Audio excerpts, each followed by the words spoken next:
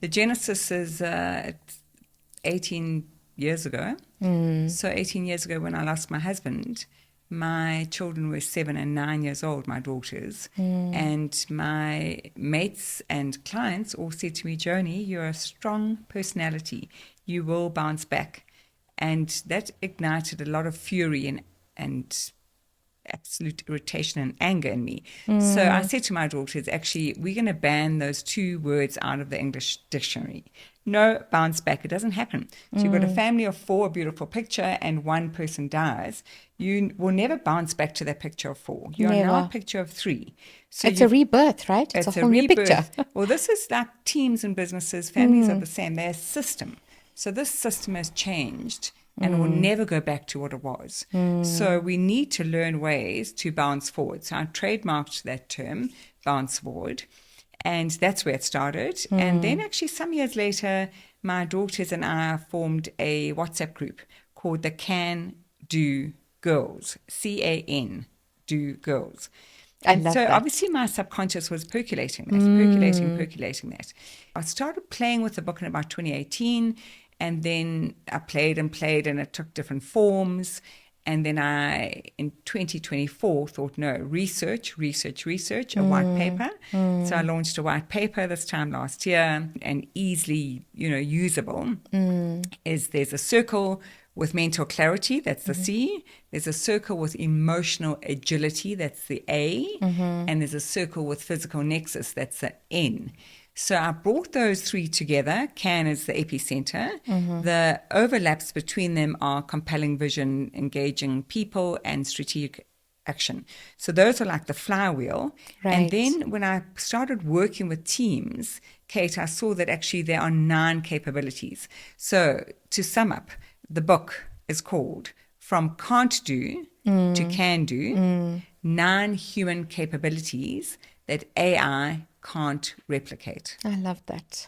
And then on the strap on the bottom, it's got a perfect guide to adaptive leadership. For all of us who are passionate about creating this new wonderful world and thinking out of the box and operating from South Africa, creating our own identity in leadership that makes sense for us, as a people and as an evolving country with so much history, so much complexity, so much socio-economic disparity, that we face challenges, that are so unique to us. And I don't think that copying and pasting a Western way of work necessarily works in our environment. So I love that we are really rethinking, rebirthing, reconceptualizing the way that we move in the world of leadership. Without giving away too much, what would you say are the key takeaways for leaders in this day and age to be able to make that leap, to transition into a forward-thinking new terrain without fear? If I had to summarize it, I'll give you a list on the left that said hierarchy, command and control, bureaucracy, leader speaks first, a whole lot of attributes of old style leadership in South Africa. And on the right, and the world, right? I'm sure. And the world, and still prevalent in the world.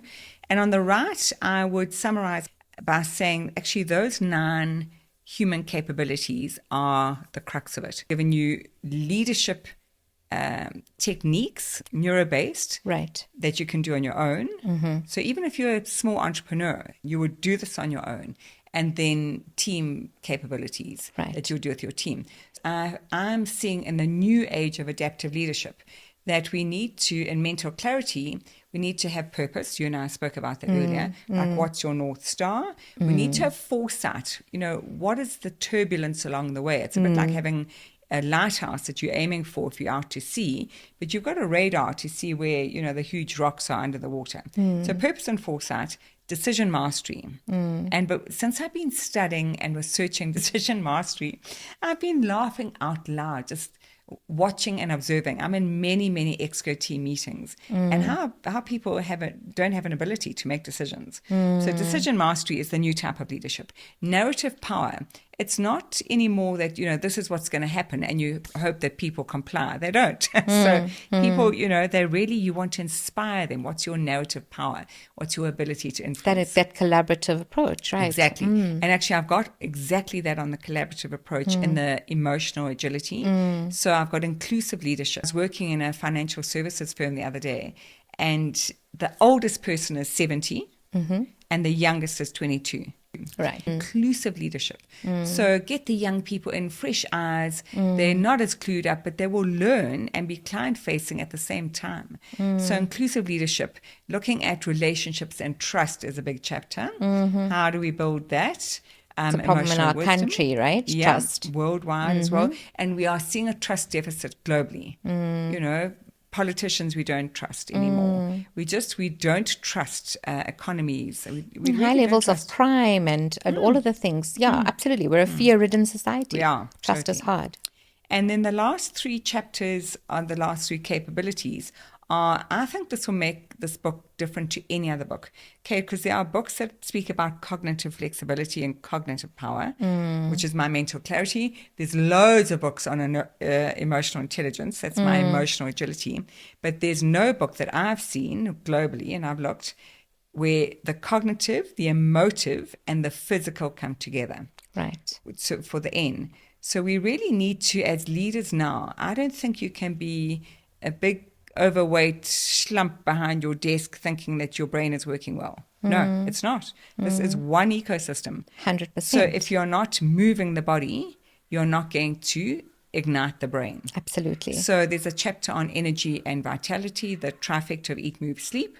There's a chapter on stress resilience. It's here to stay. AI is majorly disruptive, which is why my book is threaded through with how that's disrupting. Artificial intelligence, artificial general intelligence, artificial superhuman intelligence. So what's happening on the stress side? And then the final chapter is mindful presence. Oh, beautiful. How to be in your body, how to be mindful, how to take good care. Because we're seeing cancer, suicide, all of those rates are going up. 100%. So, I mean, I think that's absolutely the direction we need to be heading in, because it's more holistic. And it's more all-encompassing. I'm going to add one more layer to that, to say that with the Human Energy Quotient perspective that I'm consulting on, is that appreciation of our energy body, of the spirit body, and how that threads through the mental, physical, and emotional. Because I would argue that truly understanding that aspect of our being becomes the center point through which everything else moves, including our physical well-being, including, our mental state and so on. It's all about perspective and shifting that vibration. And how do you do it in a tangible way? If the fear energy is what's gripping you, if you are dominated by shame, or if you're dominated by paranoia, and your anxiety is linked to that state, we really need to start understanding how this energy flows through our businesses, through our workforce, our leadership. Just understanding where we are at requires, I think, for leadership and decision makers and owners and managers of business to really be bold enough to self-reflect. To be bold enough and courageous enough to self-reflect. As an owner of a business myself, I can fully relate to, assuming that leadership role with the mask that was expected of me, which is that I'm the leader, I'm steering the ship, I'm the one who has control, I'm the one who has the power, I'm the one who's supposed to have all the answers.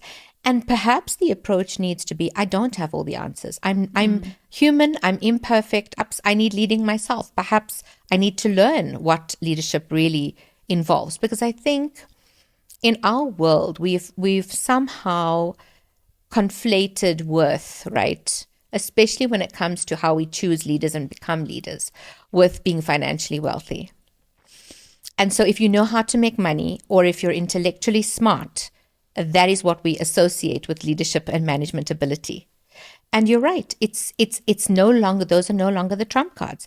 It's now how much more holistic can you be? How much more integrated and emotionally well can you be? How much more mindful can you be? Because these are the things that are becoming the future assets of leadership. And I think there's no or, it's all and. It's really leadership from the inside out. If you're aware of all the inside, and you started that by saying reflection. Yes. I've got in every single one of the 15 chapters, there are reflection techniques. Wonderful. So because that ability to mirror, right? That ability to be courageous enough to want to see your own truth as a leader. That may be one aspect and one driver and one trigger. But I think people have lost the ability. They don't know how. So I've given them techniques they might want to self-reflect. Yes. They might want to meditate. Yes. They might want to do daily activities to improve their emotional intelligence. They just don't know how. So I think we've got to come back to how do we share neuro-based techniques to make it simple for people. Absolutely. Because fear steps in where you don't have a road, you don't have a pathway to take. And I definitely think this kind of introspective journey is a powerful one because it enables you to tap into your own inner guidance and wisdom, which every single one of us has, but that lays dormant when we are overridden with fear and anxiety and stress in the moment, that we literally lose sight of our own power and potential as leaders, as people. So it's a wonderful thing to be able to use all of the guidance available to us to say, what do I need? Because I have the ability, I have the smarts. If I just set aside the time to do this, I can step into my clear zone, my still zone, and the answers will flow. Because when we're stressed and when we're filled with anxiety, we don't make conscious, mindful, good choices. Emotional decisions are the worst. It's physiologically impossible. Correct. Because you're in the fight or flight, sympathetic mode. A lot of business and the way we move through the world is to make hasty decisions from an unsafe emotional place without having the resources, like you said, to get to that place of calm. And there are so many techniques. There are so many things that can be done. And so many that won't resonate with you or will resonate with you. Absolutely. So it's being mindfully present around what resonates with you and what's really making a difference. There are some people who definitely are more physical in their being and who connect with their spirit through physical activity in ways that another person who sits quietly on a rock and meditates. And I think it is about just tapping into that self and knowing that self and what it is that you resonate with. Because I think we don't give ourselves a chance to even test out what we might find really works for us. And I think the journey of exploration is there to be had for everyone. Experience different modalities of transformation, whatever that might be. Whether it's traveling to, an amazing place like Egypt, or trying out yoga, or trying out biking or jogging or whatever it is. There's much to be explored in terms of these different aspects of our being. There are choices. And so often I think leaders get so busy in the doing that they might lose sight of the choices that they have at their disposal. I think leaders know that there are choices, but they are choice fatigued. In this fast lane of, make a decision, act on it, and the unprecedented change and the disruption from AI. If I sum it up in one word, what you said is curiosity. Exactly. They're not curious about what would make me feel on top of the world. What would ignite my heart, my brain, my intuition? What would get me in flow? Exactly. So they're not curious about their individualism, curiosity that needs to be reignited. And I'm going to add on to that by saying that one of the ways to ignite that curiosity is to tap into your own inner child, because your inner child remembers how to play, remembers how to play freely with no inhibition, and to really just tap into that playful, joyful, innocent side of yourself, which is why I think going on retreats, like I take some of my teams into nature, to just immerse yourself into a completely different non-urban space, a different feel. You need a change of environment, and you need to get into a state of play where there's nothing to clock into, nothing to do, no obligations. Just take yourself out of that norm to kind of experience what the possibility could be. What you find is that people surprise themselves with what they discover on those kinds of expeditions. They truly rediscover themselves completely. They play again. They remember how to laugh from the belly, and they really find that core of who they are. And I think remembrance is important. When we talk about that inner higher self, knowing the way and sometimes knowing the solutions, and even being able to know that I need to pick up Joni's book to go and find those techniques, so much comes from that place of I'm just going to reconnect with my inner guidance system just for a moment. And just going to find that time and space for me. And the flow starts to come, right?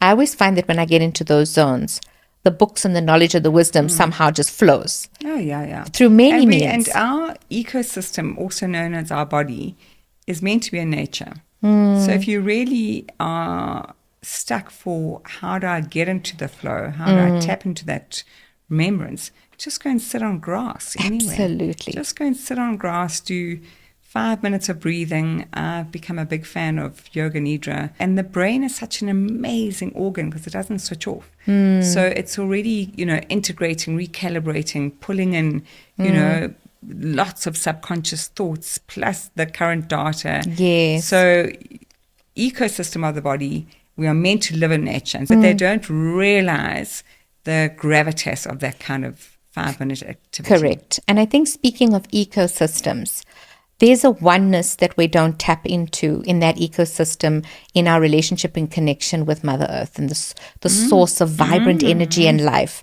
And it's there. It's there constantly pouring its beautiful energy onto us, whether it's the sun or whether it's the stars or a mountain or a river or the grass, like you said. It's a powerful energy changer and grounder for you to get to that centered place from which you can make really calm, peaceful, beautiful, flowing decisions. And we don't tap into the resource. And it's right outside our office door or our bedroom window, and we just don't go there. There was an interesting thing that I was watching the other day that spoke about how trees give off the signal where if an insect climbs up its bark, it can change its frequency to invite other insects that it wants to eat this little bug that it's not happy with to come in. So there's this non-verbal energy and presence and communication. But I think for us as human beings, it's a support system that we aren't tapping into. It's an energy and it's a wisdom system and it's a knowledge system that we aren't tapping into. And it doesn't have to be understood. Exactly. It doesn't have to be made sense of, but it's there for you. And if you walk on that grass, you will experience the immediate change in your mood, your outlook. So coming back full circle, the world of the corporate structure that was created for us to sit in these air-conditioned offices with no light in these high skyrise buildings that keep us disintegrated from the fabric of nature. One of the many things that we could shift and we could choose to shift is to create workspaces that have nature woven into the fabric of the culture and the fabric of the space, right? Because just that alone can drastically transform the way your team feels. I specifically, when I'm flying to the Middle East, I fly via Abu Dhabi because they've got a forest in the airport. So I'll go and get my coffee, sit in the forest. It's false bird chirping, I know that, but it's beautiful water trickling down and lovely plants that I can touch that are real and not plastic. I think a lot of people feel the same way. Let's go where I feel that I can just be absolutely held, and it will always be in nature. I'm at the point in my life where I really don't live anymore to please anybody or to tick any boxes. And it's a gift and a privilege to be in that place because I understand when you're not, and I understand the system can keep you somewhat oppressed, because you've got bills to pay and you have to tick certain boxes. If we want to evolve the workplace, we have to ask ourselves when we get given this landscape, which you walk into, however you might come into the organization, you come into an environment and you know that these are the policies, these are the rules, business wants to make money, and this is the mandate, this is the instruction. These are your duties, this is your role. can we go in and say, I want to think completely out of the box and think laterally. And instead of just following the verbal warning, first written, second written, final warning, when it comes to, for instance, how I choose to discipline my people, why could I not choose something completely different, like meditation or a healing circle? I so couldn't agree with you more. You put it beautifully, Kate. My entrance into what is your pain point is understanding their pain points and then giving them emotional intelligence as a set of techniques that where the intention to change then becomes a really good habit, because you've got to make good habits out of your intentions. And people have lost that bridge. Is they good intention and they start something, EQ development or exercise or diet or whatever, and they don't follow through. So consistency is the eighth wonder of the world.